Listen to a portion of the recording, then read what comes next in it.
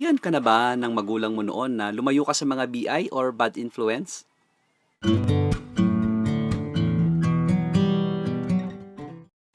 Ang mabuting balita ng Panginoon ayon kay San Marcos. Noong panahong iyon, nakarating kay Haring Herodes ang balita tungkol kay Jesus sapagkat bantog na ang pangalan nito. May nagsasabi, siya'y si Juan Bautista na muling binuhay, kaya nakagagawa siya ng mga himala. May nagsasabi naman, siya'y si Elias, siya'y propeta, katulad ng mga propeta noong una, anang iba pa. Sinabi naman ni Herodes nang mabalitaan niya ito, muling nabuhay si Juan na pinapugutan ko. Si Herodes ang nagpahuli, nagpagapos at nagpabilanggo kay Juan dahil kay Herodias. Ang babaeng ito'y asawa ni Felipe na kapatid ni Herodes, ngunit kinakasama niya. Laging sinasabi sa kanya ni Juan, hindi matuwid na kunin ninyo ang asawa ng inyong kapatid. Kaya't si Herodias ay nagkimkim ng galit kay Juan. Hinangad niyang ipapatay ito, ngunit hindi niya magawa sapagkat natatakot si Herodes kay Juan. Alam niyang ito'y taong matuwid at banal. Kaya't ipinagsasanggalang niya. Gustong-gusto niyang makinig kay Juan, bagamat labis siyang nababagabag sa mga sinasabi nito. Sa wakas ay nagkaroon ng pagkakataon si Herodias nang anyayahan ni Herodes sa kanyang kaarawan ang kanyang mga kagawad, mga pinuno ng hukbo at mga pangunahing mamamayan ng Galilea. Pumasok ang anak na babae ni Herodias at nagsayaw. Labis na nasiyahan si Herodes at ang mga panauhin, kaya't sinabi ng hari sa dalaga, hingin mo sa akin ang anumang ibig mo at ibibigay ko sa iyo. At naisumpa pa niyang ibibigay kahit ang kalahati ng kanyang kaharian kung ito ang hihilingin. Lumabas ang dalaga at tinanong ang kanyang ina, ano ang hihilingin ko? Ang ulo ni Juan Bautista, sagot ng ina. Dali-daling nagbalik ang dalaga sa kinaroroonan ng hari. Ang ibig ko po'y ibigay ninyo sa akin ngayon din sa isang pinggan ang ulo ni Juan Bautista, sabi niya. Labis na nalungkot ang hari, ngunit dahil sa kanyang sumpa na narinig ng kanyang mga panauhin, hindi niya matanggihan ang dalaga. Kaagad niyang iniutos sa isang bantay na dalhin sa kanyang ulo ni Juan. Sumunod ang bantay at pinugutan si Juan sa bilangguan.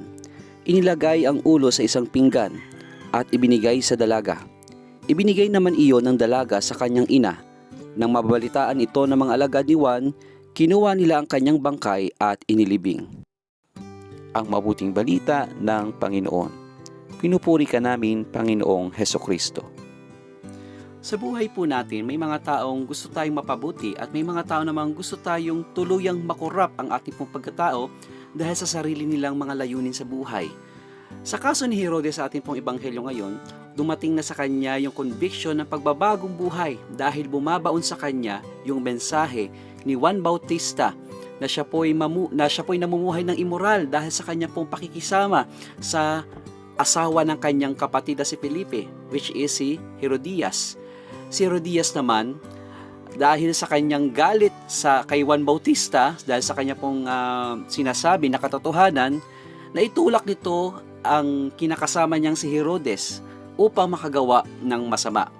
Ang ipapatay si Juan at ang masama pa nito, naging kasangkapan pa ng krimeng ito ang kanya pong anak upang sa ganon ay magkaroon ng katuparan ang kanya pong masamang balak para kay Juan Bautista.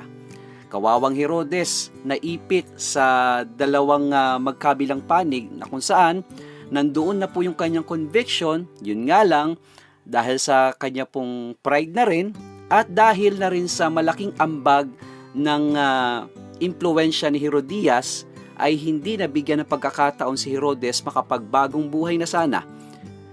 Lagi nating tatandaan mga kapatid na may mga taong nagmamalasakit sa atin at malalaman natin yon kung sila nga po ay tunay na nagmamalasakit kapag sila po ay dadalhin tayo sa kabutihan, ngunit ang mga taong walang pagmamahal sa atin ay dadalhin tayo sa kapahamakan.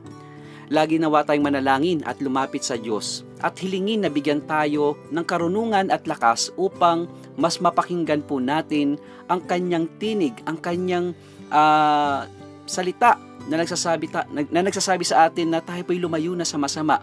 Mas mapakinggan nawa natin ang kanya pong mga payo mula sa mga taong ginagamit niya upang tayo po ay mapabuti. God bless you po.